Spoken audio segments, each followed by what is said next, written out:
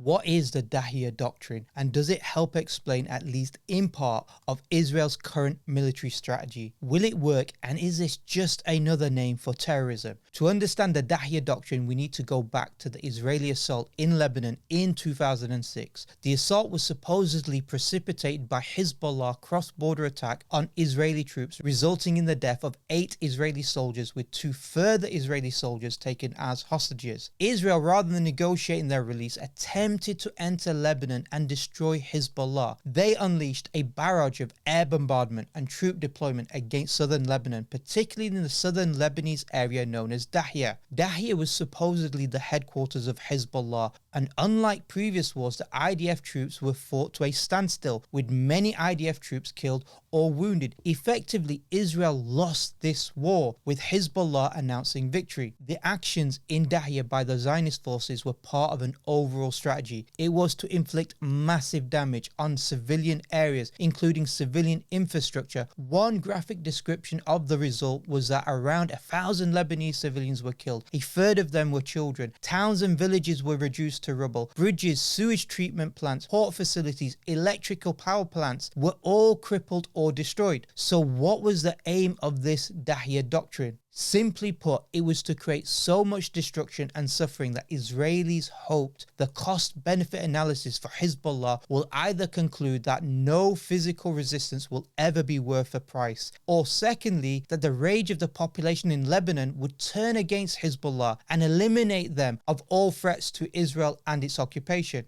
Israel's military doctrine is the Dahiya Doctrine.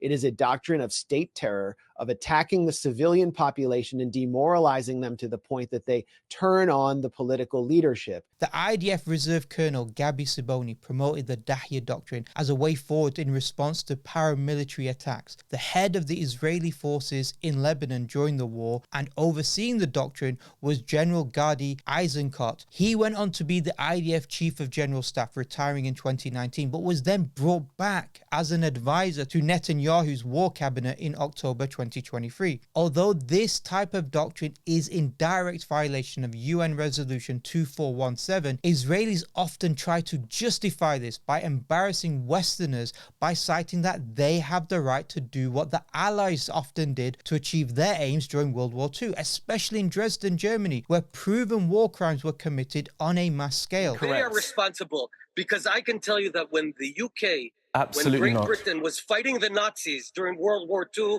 no one asked what's going on in Dresden. It was the Nazis targeting London, and you targeted Dresden.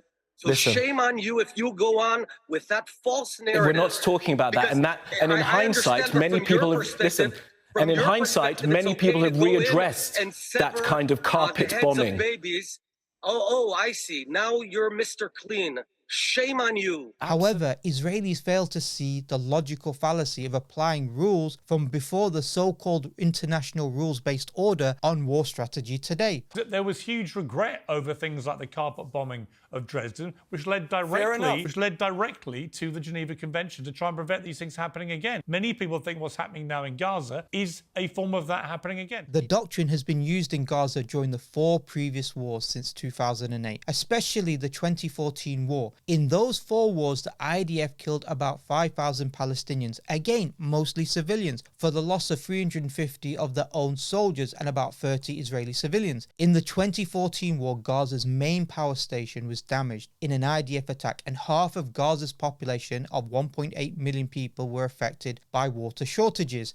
Hundreds of thousands lacked power, and the raw sewage flooded onto the streets. Even earlier, after the 2008-2009 war in Gaza, the UN published a fact-finding report that concluded that the Israeli strategy had been to, quote, designed to punish, humiliate, and terrorize a civilian population. In the current assault, Israeli news publishers like Haaretz have reported that the IDF had dropped all restraint in its war, killed civilians, and destroyed civilian infrastructure at an unprecedented rate, with over 40,000 people people killed, including those presumed dead under the rubble, over 80,000 wounded, 60% plus of the buildings destroyed or damaged, 85% of the population displaced, the vast majority of those killed being women and children, the manufacture of famine, it is very obvious that Israel has adopted this monstrous policy against the hapless and beleaguered people of Gaza. It is clear that a major part of Israeli strategy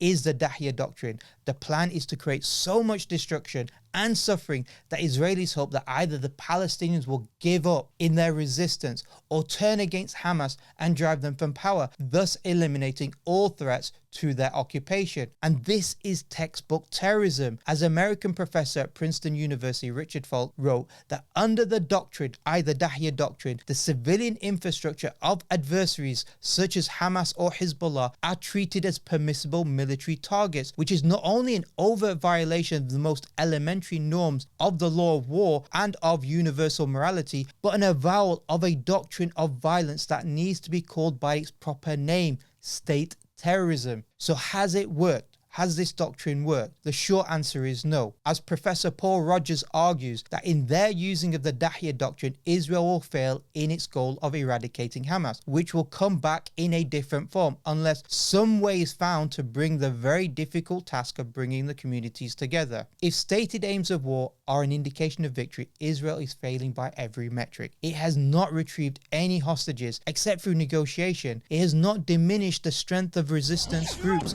who continue to fight on through a complex network of tunnels, and the Israelis' unspeakable crimes has revived the Palestinian cause around the world. Support for Zionism is at an all-time low, while support for resistance has actually grown, particularly within Palestine. A Palestinian poll shows a rise in Palestinian resistance movement support, and close to 90% wanted US-backed Mahmoud Abbas to resign from the West Bank. While Israel aims to conjure pure horror and fear among all its potential enemies, it only increases revulsion against Israel, and in fact a greater resolve against Israel and its apartheid state and its occupation. We can see this through the massive numbers of protests throughout the world, including across the university campuses. Now Israel, with its failed doctrine, is in fact staring at defeat, becoming ever more desperate, while exposing to the world its horrific nature as a racist, supremacist state.